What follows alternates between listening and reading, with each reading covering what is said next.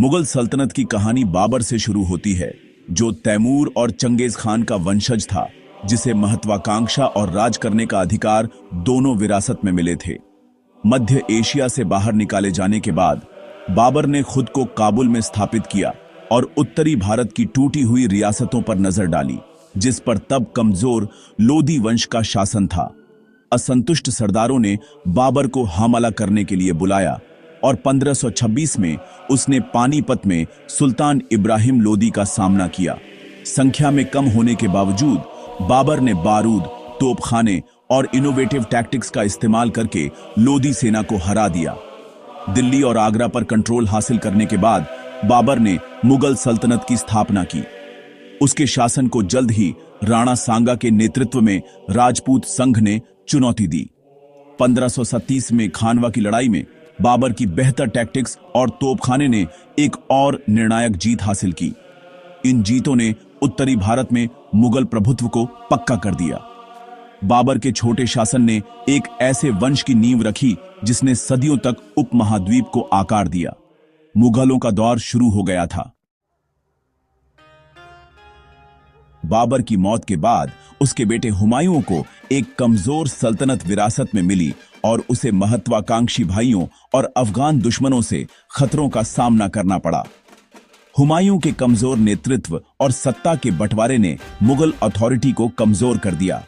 शेर शाह सूरी, एक शानदार अफगान लीडर, ने चौसा और कन्नौज में हुमायूं को हरा दिया, जिससे उसे निर्वासन में जाना पड़ा।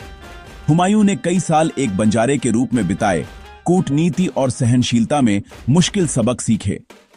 फारसी सपोर्ट के साथ वह शेर शाह की मौत के बाद सूरी सल्तनत के ढहने पर वापस लौटा। हुमायूं ने 1555 में दिल्ली पर फिर से कब्जा कर लिया, लेकिन उसका शासन छोटा था। 1556 की शुरुआत में उसकी एक दुखद दुर्घटना में मौत हो गई, जिससे सल्तनत उसके छोटे बेटे अकबर को मिल गई। हुमायूं के संघर्षों ने मुगल महानता के एक नए युग की नींव रखी। सल्तनत भले ही कमजोर हो गई थी, लेकिन टूटी नहीं थी। अपने सबसे बड़े शासक का इंतजार कर रही थी। मुगल विरासत बदलने वाली थी। 13 साल के अकबर को एक कमजोर सिंहासन विरासत में मिला, जिसे तुरंत सूर्य वंश के हेमू ने चुनौती दी। पानीपत की दूसरी लड़ाई में अकबर की सेनाओं ने बैरम खान के नेतृत्व में हेमू को हरा दिया, जिससे मुगल शासन सुरक्षित हो गया। अकबर ने जल्द ही पूरा कंट्रोल ले लिया। जीत और कूटनीति के जरिए सल्तनत का विस्तार किया। उसने राजपूतों को प्रशासन में शामिल किया, शादी और नियुक्तियों के जरिए गठबंधन बनाए। अकबर की केंद्रीकृत व्यवस्था, प्रांतों और मनसबदारी पदानुक्रम के साथ एक वफादार नौकरशाही और स्थायी सेना बनाई। उसने जजिया कर को खत्म कर दिया, धार्मिक सहिष्णुता को बढ़ावा दिया और फतेहपुर सीकरी में अंतर धार्मिक बहसें आयोजित की। अकबर की सुलह-ए-कुल, यूनिवर्सल पीस की सोच ने उसके शासन को परिभाषित किया। उसके सुधारों और समावेशिता ने मुगल स्टेट को एक शक्तिशाली बहुसांस्कृतिक सल्तनत में बदल दिया। अकबर की विरासत ने कई पीढ़ियों तक उपमहाद्वीप को आकार दिया। मुगल सल्तनत उसके शासन में नई ऊंचाइयों पर पहुंची। अकबर का युग मुगल महानता की सुबह थी। अकबर के बेटे जहांगीर ने अपने पिता की नीतियों को जारी रखा, एक स्थिर और समृद्ध सल्तनत पर शासन किया। जहांगीर के शासन को कला, प्रकृति और न्याय के प्रति उसके जुनून के लिए याद किया जाता है। उसने न्याय की जंजीर स्थापित की और मुगल प्रभाव का विस्तार किया, खासकर मेवाड़ को हराकर।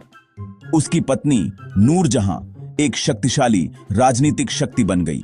उसके बाद के सालों में प्रभावी ढंग से शासन किया। जहांगीर के युग में मुगल चित्रकला अपने चरम पर पहुंची।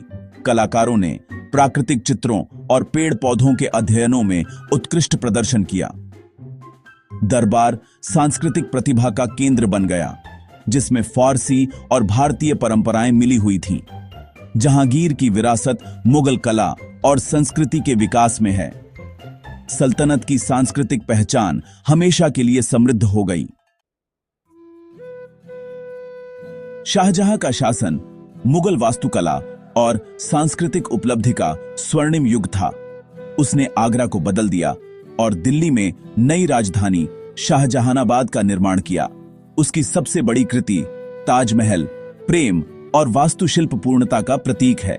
शाहजहां के प्रोजेक्ट्स में फारसी, भारतीय और इस्लामी शैलियों का मिश्रण था, जिसमें सफेद संगमरमर और जटिल जड़ाई का काम किया गया था। सैन्य अभियानों ने सल्तनत का दक्षिण की ओर विस्तार किया, लेकिन कंधार को फिर से लेने के असफल प्रयासों ने संसाधनों पर दबाव डाला। उसके बाद के साल एक क्रूर उत्तराधिकार संघर्ष से मार्ड थे। औरंगजेब विजयी होकर उभरा, शाहजहां को आगरा किले में कैद कर लिया। शाहजहां की विरासत उसके स्मारकों की शाश्वत सुंदरता में बनी हुई है। मुगल सल्तनत उसके शासन में अपने सांस्कृतिक चरम पर पहुंची। औरंगजेब के लंबे शासन में मुगल सल्तनत अपने सबसे बड़े क्षेत्रीय विस्तार पर पहुंची, लेकिन इसकी भारी कीमत चुकानी पड़ी।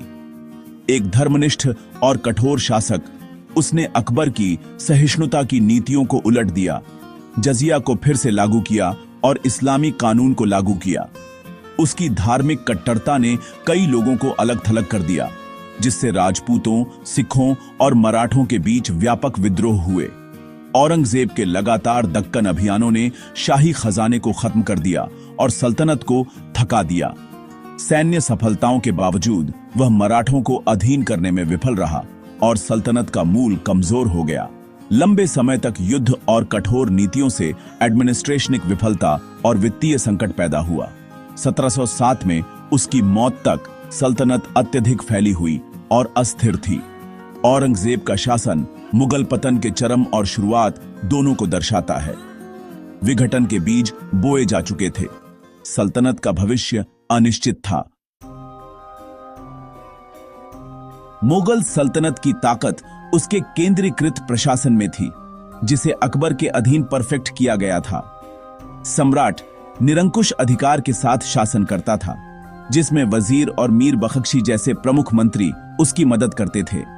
सल्तनत को प्रांतों में बांटा गया था। हर एक पर एक सूबेदार और एक दीवान का शासन होता था, जिससे चेक एंड बैलेंस सुनिश्चित होते थे।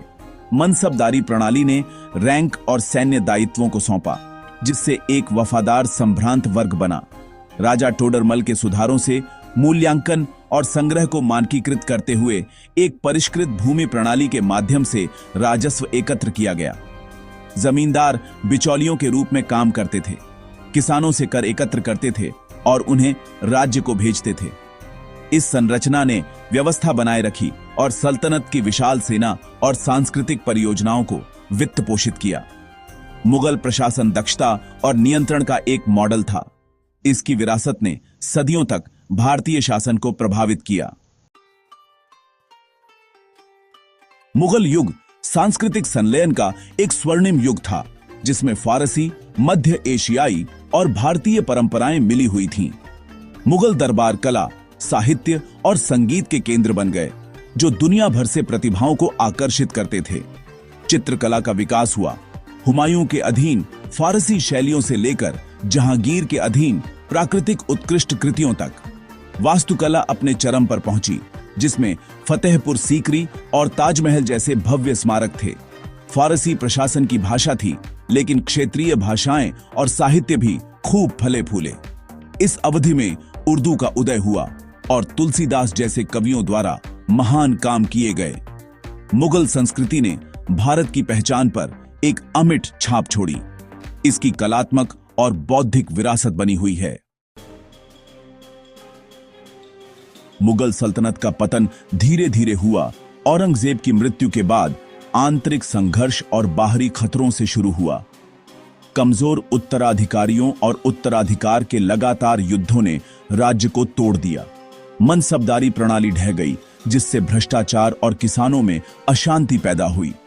मराठा, सिख और जाट जैसे क्षेत्रीय शक्तियों ने स्वतंत्रता का दावा किया, जिससे मुगल अथॉरिटी कमजोर हो गई। नादिर शाह और अहमद शाह अब्दाली के आक्रमणों ने दिल्ली को तबाह कर दिया और शाही प्रतिष्ठा को तोड़ दिया। ब्रिटिश ईस्ट इंडिया कंपनी ने अराजकता का फायदा उठाया और अंततः 1857 के विद्रोह के बाद सल्तनत को भंग कर दिया। मुगल युग समाप्त हो गया